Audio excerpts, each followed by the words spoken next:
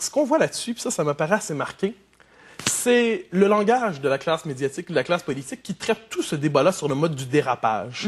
On a peur de voir le peuple se manifester. Nos élites sont toujours en train de nous parler de démocratie participative, démocratie, on connaît tous les termes, tous les adjectifs. Mais là, on se retrouve avec le peuple qui émerge soudainement. Il est moins beau qu'en théorie, il est moins poli, il n'a pas l'air de parler comme dans un séminaire universitaire où Françoise David discuterait avec Guy Lepage en parlant ensemble de ce qui est véritablement l'ouverture québécoise. On se retrouve là avec des gens qui émergent et qui expriment plutôt maladroitement. Qui dira le contraire? Avec un certain pittoresque, ça m'apparaît évident, qui exprime des choses qui sont néanmoins vraies.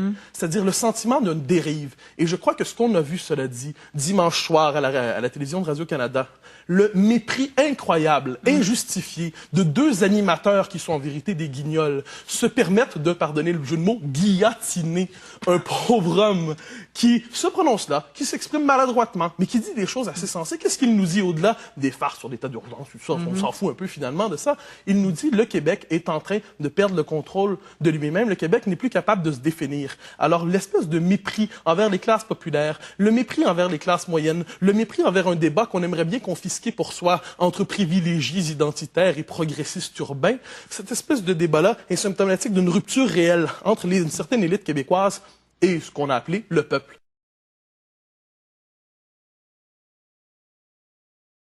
Une image qui vous a marqué ces derniers jours, c'est une image assez inhabituelle. On la voit, c'est celle de Grand Charles, alors le général Charles de Gaulle. C'est inhabituel de le voir en ce moment et au Québec, mais la cigarette est très inhabituelle. Mais c'est pas de ça que vous voulez nous parler. Non, pas de la cigarette. En fait, faut voir, c'est la série qui a passé récemment à TV5, Le Grand Charles, consacrée à la traversée du désert du général de Gaulle. Oui. Le grand homme politique du 20e siècle, je crois. Et on peut pas regarder ça sans avoir un peu de tristesse d'abord. En comparant ça simplement avec l'état de la classe politique actuelle. De Gaulle écrit dans Le fil de l'épée, qui est probablement un de ses plus beaux livres, « Il n'y a pas de grandeur sans mystère et de mystère sans distance ». Autrement dit, on ne s'élève pas à la hauteur de l'histoire, du politique, sans avoir le sens de sa fonction, sans avoir le sens de la gravité, du tragique du politique. Aujourd'hui, nos hommes politiques rêvent qu'on les tutoie. Je veux dire, c'est André, Mario, Jean, Pauline et compagnie. Je veux dire, on dirait qu'ils ont peur d'assumer leur fonction, c'est-à-dire le fait qu'il y a une certaine distance. On a l'impression quelquefois que notre classe politique est composée d'une collection de nains qui sautillent pour passer à l'écran. Et en tant que tel, je considère que c'est fondamentalement triste parce que le politique exigeait autrefois le sens de l'histoire. Et je pense qu'on peut retenir, si on décidait de méditer un peu la leçon gaulienne, on pourrait le lire même à l'occasion quelquefois, c'est un grand écrivain et même passé à la Pléiade, on retiendrait deux choses. Premièrement, c'est que la politique se fait toujours en se conjuguant à partir de l'histoire d'un peuple. Et que nos hommes politiques en apprendraient peut-être davantage sur le Québec en lisant nos historiens qu'en additionnant les focus group.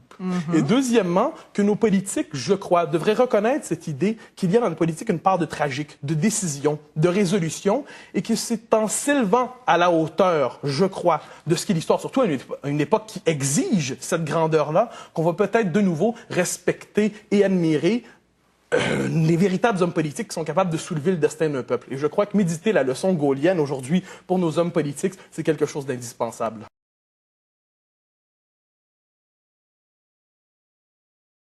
Ce qui est assez intéressant de voir, c'est quand on propose à un peuple, on dit « votre histoire, désormais, ce sera ça ». Et le peuple dit non, notre histoire, c'est déjà ça. Et là, on entretient un rapport thérapeutique à ce peuple-là. Vous n'avez pas compris ce que vous êtes vraiment. Mais à force d'entretenir un rapport thérapeutique à la population, il lui arrive de se choquer. Donc Gérard Bouchard, et ça, d'ailleurs, ce qui est paradoxal, c'est qu'il soit aujourd'hui le président de la commission, le coprésident de la commission Bouchard-Taylor. Le grand paradoxe de ça, c'est voilà un des déconstructeurs majeurs de l'identité québécoise qui est appelé désormais à résoudre une crise qu'il a créée. Il y a plein de choses là-dedans, Mathieu Bock-Côté, qu'on soit d'accord ou pas avec ce que vous apportez, ça a le mérite d'être extrêmement stimulant, c'est le moins qu'on puisse dire.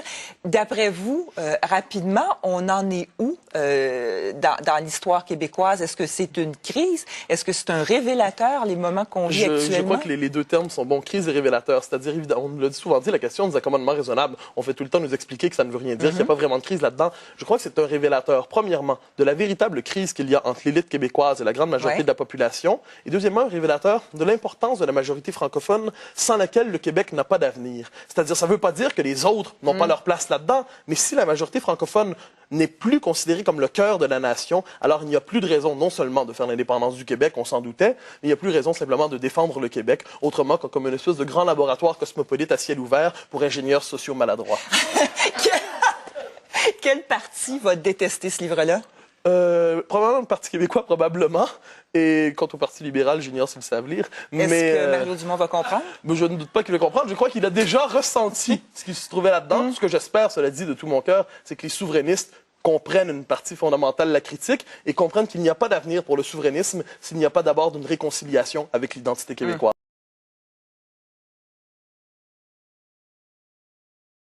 Qu'est-ce qu'on voit à travers tout ça? Je crois qu'il y a quelque chose d'assez passionnant. Derrière la leçon cinématographique, il y a la profondeur sociologique des identités nationales. Ça m'apparaît absolument indéniable. Donc, on a beau essayer de les laminer, on a beau essayer de les convertir, on a beau essayer de les culpabiliser, on a beau tout faire pour expliquer aux Québécois qu'ils n'existent plus, dès qu'ils trouvent le moyen de se réaffirmer en se raccrochant à la part de passé qui leur appartient, en se raccrochant à ce vieux passé qui a fait que les Québécois d'aujourd'hui héritent d'une histoire qui va au-delà des 50 ans, d'une histoire de plusieurs siècles. Dès que les Québécois ont eu cette possibilité-là de se réaffirmer, ils ont tout finalement trouvé dans le cinéma québécois un premier levier pour dire non à ceux qui voulaient les convertir de force à ce qu'ils n'étaient pas. Et je considère que toute cette espèce de renaissance du cinéma québécois, son succès commercial a été finalement le signe de sa capacité de donner une première expression à ce qui pendant des années a été occulté et censuré, c'est-à-dire le fait que le Québec est une expérience, est un nous qui va au-delà de principes et d'une ville et de quartier. Donc, autrement dit, en regardant les derniers succès québécois et en regardant, mettons, un film québécois aux 15 jours, vous auriez pu prédire le résultat des élections du 26 mars dernier. Je tiens à souligner que je l'avais néanmoins prédit pour d'autres raisons. C'est vrai. Mais cela dit, je vous dirais que si on veut regarder le résultat des prochaines élections, faut regarder comment même le cinéma actuel, à la Ricardo Troggi, mais Les Trois Petits Cochons et l'oncle Nitro, ce cinéma-là laisse deviner aussi des thèmes qui risquent d'être porteurs politiquement dans quelques années. Comme, rapidement? Dans une certaine, dans le cas des Trois Petits Cochons, c'est l'espèce de quoi, l'échec complet d'une certaine norme québécoise, de l'homme québécois, pour le dire comme ça, c'est-à-dire l'adolescent, figure du citoyen d'aujourd'hui, l'homme qui n'accepte pas sa situation, l'homme qui finalement ne sait plus où il se retrouve. Donc, une espèce de côté, la crise de la culture québécoise à venir, cette espèce de peine à accepter les normes, cette espèce de Québec mollasson, se laisse deviner ce Québec de l'échec dont on parlait à quelques reprises. Ce Québec de l'échec, ce Québec qui peine à réussir, se laisse deviner aussi ce Québec qui peine finalement à devenir adulte et à vieillir. Et je crois que de prochaines explorations nous permettraient de voir comment le Québec des prochaines années risque de payer cher le prix de son adolescence prolongée.